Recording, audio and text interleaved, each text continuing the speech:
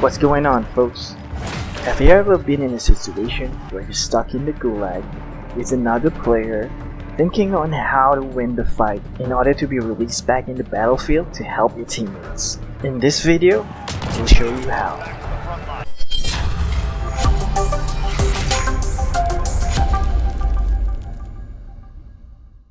Number 1 is positioning. So when you spawn in the Gulag, you'll be able to see your opponent's spawn location through a red silhouette. So you want to run over to the opposite side to check whether your opponent has already pushed or sit in his current location and play defensively.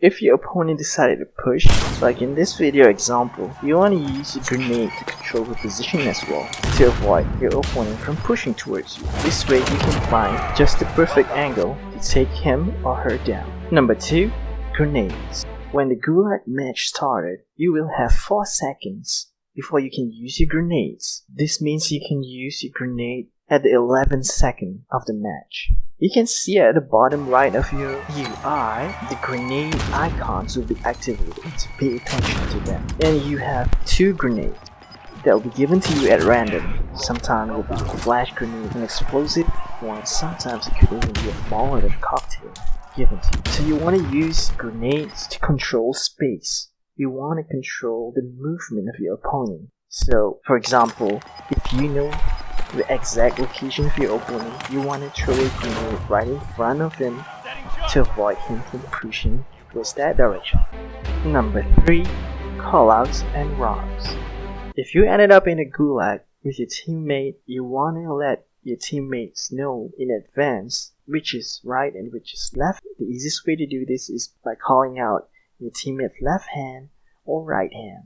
This way your teammate will be able to pinpoint the exact location of the enemy when you're calling it out. Another way to assist your teammate is by using rocks. Each match you'll be given 5 rocks. When you hit an enemy with a rock, they'll be stunned for about half a second. You can use this advantage so your teammate can actually get the kill. Number 4, aiming downside or ADS. ADSing in this game will take around 1 second. So it's only advisable to ADS if you're at far range. If you're at close range, it's just advisable to hip fire your opponent just to avoid the 1 second delay to ADS. So if your opponent is trying to ADS but you have that 1 second advantage, you can take your opponent down and be free from the Gulag. Number 5, Deflect. You will have 15 seconds before the flag spawn in the middle of the map, so you want to take advantage of the positioning as well as your opponent movements and control the middle space as soon as possible. So as you can see here, toss a couple of grenades just to avoid the enemy from pushing and get to the middle of the map and try to control the map. And when the enemy push, it's already too late, so you have actually 4 seconds to capture the flag. Number 6, use melee. Be sure to know your melee button as well as keybind it to perform melee action in the game. For instance, this enemy player actually one-shots me with a melee, so I'm not sure. Usually it takes like 2-3 hits, probably 1 shot. If you hit on the head, it's highly advisable to have your melee ready, especially in close quarters. And finally, number 7, know your weapon.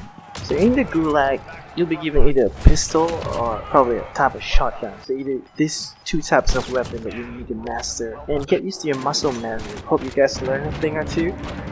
Thank you for watching, guys. Be sure to like and subscribe with notifications on. See you guys next time.